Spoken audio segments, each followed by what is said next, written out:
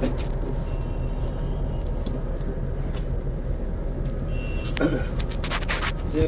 اللہ الرحمن الرحیم ان الحمد للہ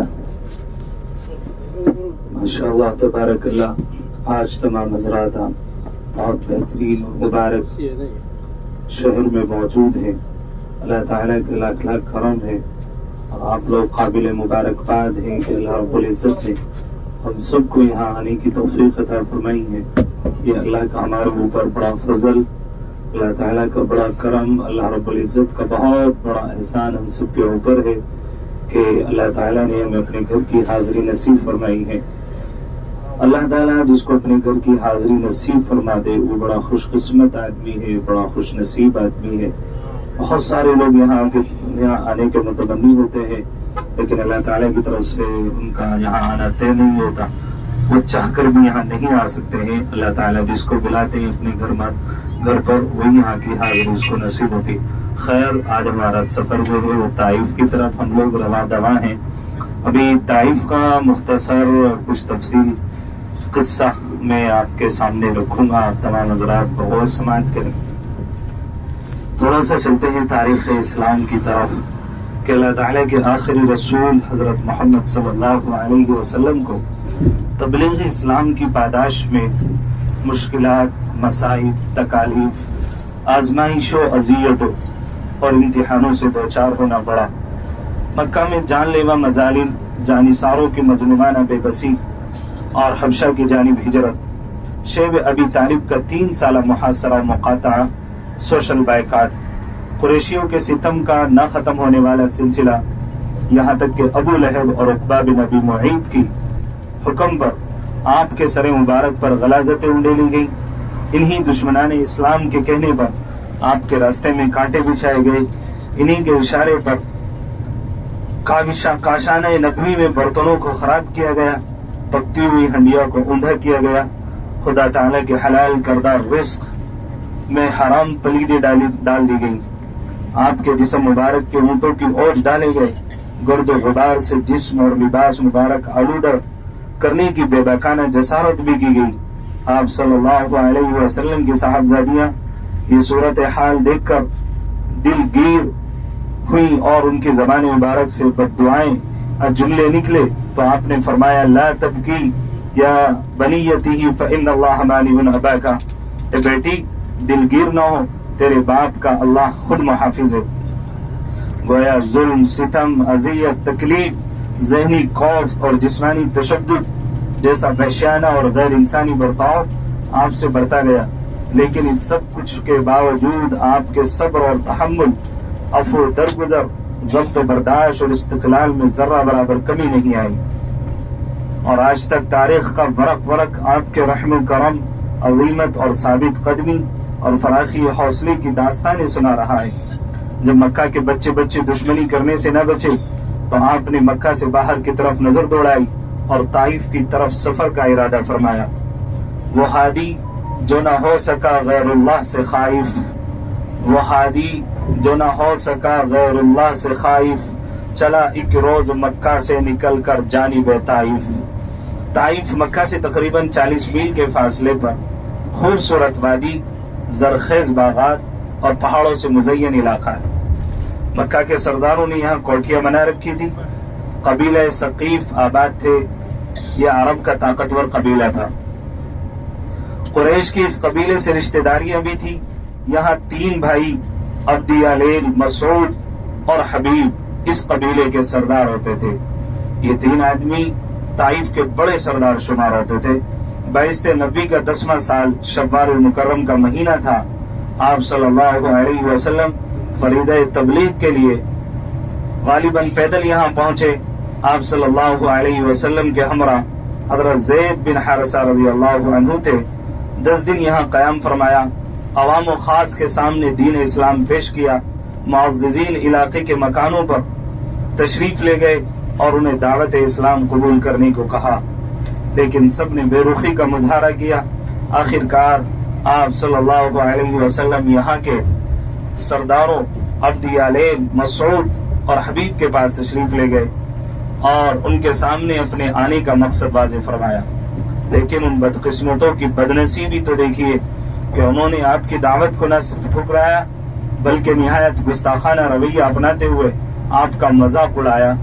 ایک نے طنز کا نشتر چبوتے ہوئے کہا، اگر خدا تعالی نے تجھے رسول بنا کر بھیجا ہے تو وہ خانہ کعبہ کی عزت پامال کر رہا ہے۔ اللہ اکبر۔ دوسرے نے پھگتی کستے ہوئے کہا، اللہ کو تیرے علاوہ اور کوئی نہیں ملا جسے وہ رسول بنا کر بھیجتا۔ تیسرے نے آوازیں کستے ہوئے کہا، اللہ کی قسم میں تیرے ساتھ بات نہیں کرتا۔ اگر تو واقعی اللہ کا رسول ہے جیسا کہ تیرا دعویٰ ہے تو رسول کی شان یہ نہیں کہ اس سے بحث کی جائے، اور اگر تو خدا پر جھوٹ بول رہا ہے تو میری شان یہ نہیں کہ تجھ جیسے جھوٹے سے بات کروں۔ یہ تیسرے آدمی نے رسول اللہ صلی اللہ علیہ وسلم کو جواب دیا۔ اس کے بعد ان حرمہ نصیبوں نے طائف کے اوباشوں اور آوارہ گردوں کو آپ کے پیچھے لگا دیا۔ کوئی تالی بجاتا، کوئی سینٹی بجاتا، کوئی جملے کستا، کوئی ہلٹر بازی کرتا، شور اور بونڈ اور ادھم مچاتے ہوئے آپ کو طائف کی گلیوں میں لے آئے۔ یہاں دونوں طرف لوگ سب بنائے پتھر ہاتھوں میں لیے کھڑے تھے۔ جب آپ کا گزر وہاں سے ہوا تو انہوں نے آپ صلی اللہ علیہ وسلم کو پتھر مارنا شروع کیا۔ سر مبارک سے لے کر پاؤں مبارک بلکہ نعلین مبارک تک آپ لہولوان ہو گئے۔ پنڈلیوں اور گھٹنوں پر گہرے زخم آئے۔ بدن مبارک سے خون مبارک بہتا بہتا قدموں تک پہنچا، قدموں سے رشتہ ہوا نعلین مبارک تک پہنچ گیا۔ نعلین اور قدمین آپس میں خون کی وجہ سے چمٹ گئے۔ حضرت زید بن حارثہ آپ کو بچانے کے لیے کبھی آگے آتے، کبھی دائیں بائیں اور کبھی پیچھے، ان کا بھی سر لہو لہان ہو گیا۔ پتھروں کی برستی بارش میں کبھی آپ بیٹھ جاتے تو طائف والے آپ کی بغلوں میں ہاتھ ڈال کر آپ کو دوبارہ کھڑا کر دیتے تھے۔ چند قدم چلتے پھر بیٹھ جاتے اور وہ دوبارہ آپ کی بغلوں میں ہاتھ ڈال کر کھڑا کرتے اور پتھر برساتے۔ لگتا ہے جب کوئی کنکر بدن پر دین کی خاطر، لگتا ہے بدن پر کوئی کنکر جب دین کی خاطر، تو مجھ کو وادی طائف کے پتھر یاد آتے ہیں۔ جب آپ بے ہوش ہو کر گر پڑے تو حضرت زید بن حارثہ نے آپ کو اٹھایا، قریب ہی کچھ پانی تھا وہاں لے گئے تاکہ خون کے دبے دھوئیں۔ کچھ دیر بعد طبیعت کچھ سنبھلی تو قریب میں ایک باغ تھا اور انگور کی سایہ دار بیل کے نیچے تھوڑی دیر لیٹ گئے اور معبود برحق کی بارگاہ میں عابد حق پرست بن کر مناجات و دعا میں مشغول ہو گئے۔ آپ کے سوز و گداز، تڑپ اور درد اور زخموں کی ٹیس نے نالہ فریاد میں وہ تاثیر پیدا کی جس سے عرش بری تک کانپ اٹھا۔ اس موقع پر آپ نے بارگاہ ازدی میں دعا کی، اے اللہ، میں تجھ سے اپنی بے بسی کا شکوہ کرتا ہوں، یہ مجھے رسوا کرنا چاہتے ہیں، اس کا شکوہ بھی تجھ سے ہی کرتا ہوں۔ اے سارے مہربانوں سے زیادہ مہربان، اے میرے پروردگار، ہم مجھے کن کے حوالے کر رہے ہیں جو مجھ سے دور ہے، جو مجھ سے منہ چڑھا کر بات کرتے ہیں۔ اے اللہ، اگر تو مجھ سے ناراض نہیں، اگر تو مجھ پر تیرا عتاب نہیں تو مجھے کسی بھی بات کی پرواہ نہیں ہے۔ خداوند، تیری عافیت کا دامن بہت وسیع ہے۔ اے اللہ، میں پناہ مانگتا ہوں اس سے کہ مجھ پر تیرا غضب پڑے یا عتاب نازل ہو۔ تجھ ہی کو منانا ہے اور اس وقت تک منانا ہے جب تک تو راضی نہ ہو جائے۔ یہاں سے اٹھے، قرن ثعالب پہاڑی سامنے تھی، اوپر نظر اٹھائی، بادل نے آپ پر سایہ کیا ہوا تھا۔ بادل پر نظر جمائی تو اس میں جبرائیل امین جلوہ افروز تھے اور عرض کیا، یا رسول اللہ تعالی نے سن لیا، دیکھ لیا، تم نے جو کچھ فرمایا، انہوں نے جیسا سلوک کیا، سب کا سب دیکھ لیا اور سن لیا۔ یہ میرے ساتھ ملک الجبال، پہاڑوں کے نگرانی پر مقرر فرشتہ موجود ہے، آپ حکم دیجئے، یہ تعمیل کریں گے۔ ملک الجبال نے عرض کیا، مجھے اللہ تعالیٰ نے بھیجا ہے، آپ جو چاہے حکم کریں، میں تعمیل کروں گا۔ آپ حکم دیں، مکہ کی دونوں طرف کی پہاڑوں کو ملا کر ان تمام بے ادب اور گستاخوں کو پیس ڈالوں۔ آپ صلی اللہ علیہ وسلم آزمائش کے دہرائے پر کھڑے تھے۔ ایک آزمائش اہل طائف نے آپ پر ظلم و ستم کے پہاڑ توڑے، دوسری آزمائش کہ جبرائیل امین اور ملک الجبال ان کو پیس ڈالنے کی فرمائش کے منتظر کھڑے ہیں۔ پہلا امتحان تھا صبر و ضبط، تحمل و برداشت اور استقلال، اور دوسرا امتحان تھا دعوی رحم و کرم کا، فراخی حوصلہ اور وسعت ظرفی کا۔ اللہ کریم نے آپ کو دونوں میں کامیاب فرمایا۔ دریا دلی والے دل رحمت میں کرم کی ایک موج اٹھی اور اہل طائف کی قسمت کے سفینے کو پار لگا دیا. فرشتوں کو جواب دیا ارجو ان یخرج اللہ من اصلابہم من یعبد اللہ ولا یشرک بہ شیئا.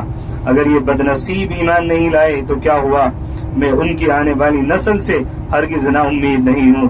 مجھے اللہ کی ذات پر مکمل یقین اور بھروسہ ہے کہ وہ ان کی نسلوں میں ایسے لوگ پیدا فرمائے گا جو اللہ کی توحید کے قائل اور شرک سے بیزار ہوں گے. قریب ہی مکہ کے مشہور سردار عتبہ اور شیبہ بن ربیعہ کا باغ تھا. اس وقت یہ دونوں بھائی وہاں موجود تھے. انہیں غیرت آئی کہ ہمارے شہر کے ایک معزز شخص سے طائف والوں نے بہت ناروا سلوک کیا ہے. غیرت تو آئی لیکن شرم پھر بھی نہیں آئی، اخلاق ہمت پیدا نہیں ہوئی کہ خدا کر آپ سے بات چیت کرتے. چنانچہ اپنے غلام کو انگوروں کے خوشے دے کر آپ صلی اللہ علیہ وسلم کے پاس بھیجا.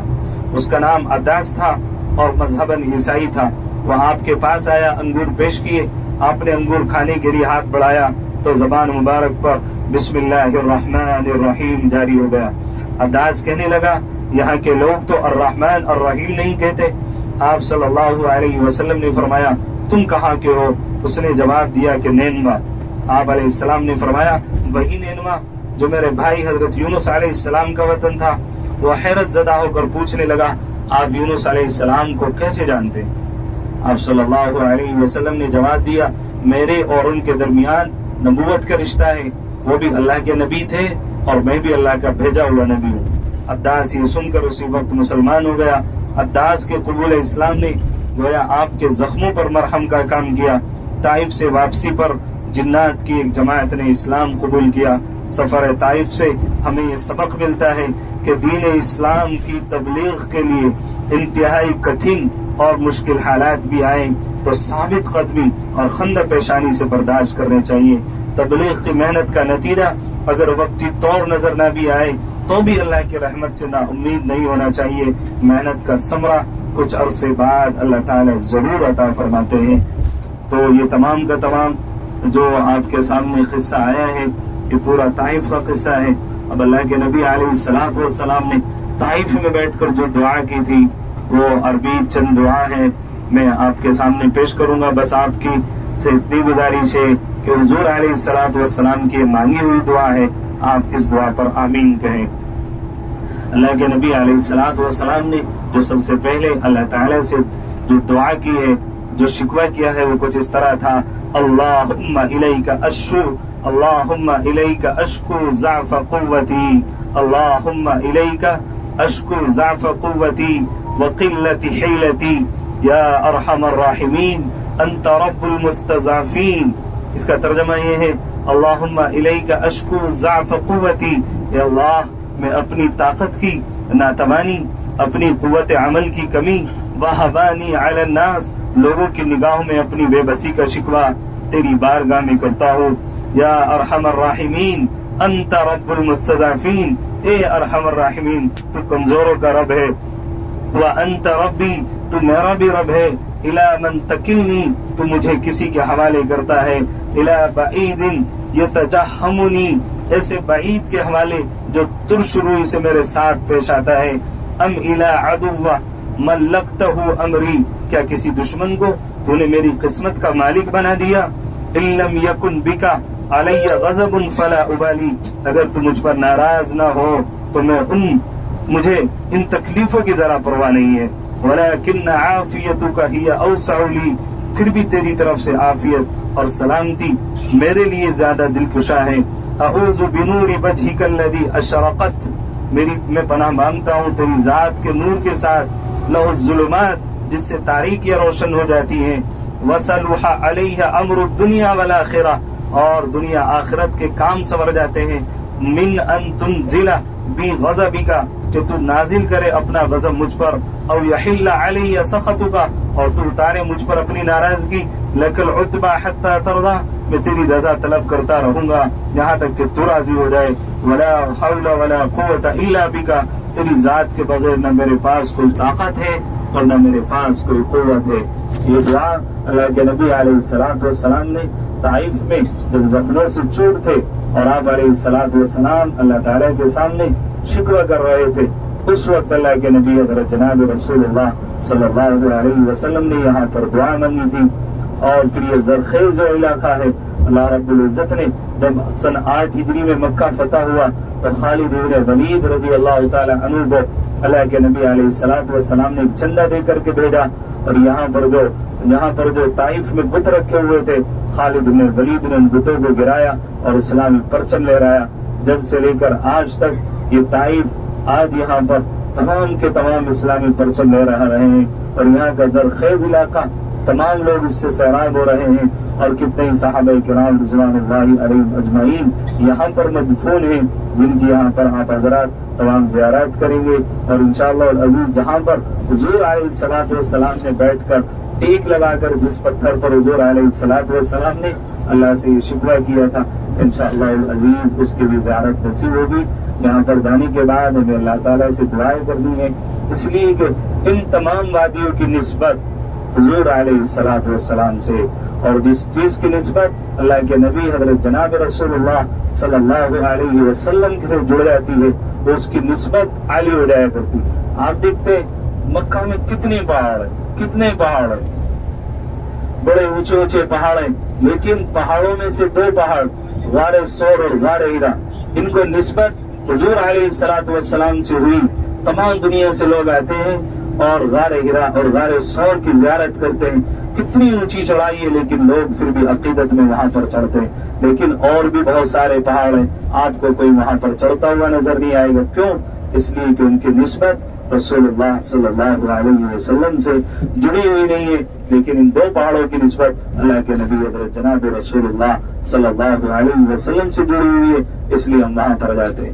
تو طائف کی نسبت بھی رسول اللہ صلی اللہ علیہ وسلم سے جڑی ہوئی ہے کہ اسلام کی خاطر، دین اسلام